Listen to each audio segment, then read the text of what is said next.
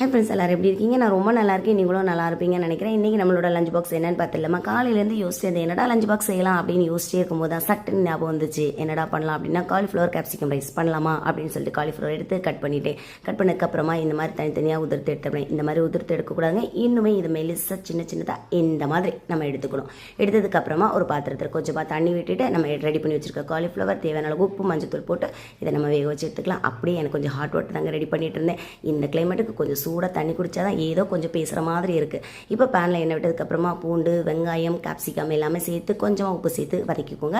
வதக்குனதுக்கப்புறமா இதில் நம்ம என்ன சேர்த்துக்கப்புறம் நம்ம வேக வச்சுருக்க காலிஃப்ளவர் அதையும் சேர்த்து மிளகாய் தூள், கொஞ்சமாக சிக்கன் மசாலா, அதுக்கப்புறமா என்னென்னு பார்த்தீங்கன்னா கொஞ்சம் பெப்பர் தூள், சோயா சாஸ், அதுக்கப்புறமா டொமேட்டோ கெச்சப் இதையும் சேர்த்து நல்லா கலந்து விட்டுக்கோங்க. இப்போ நம்ம வேக வச்சுருக்க ரைஸையும் சேர்த்து தேவையான உப்பும் சேர்த்து இறக்கி பாருங்கள்.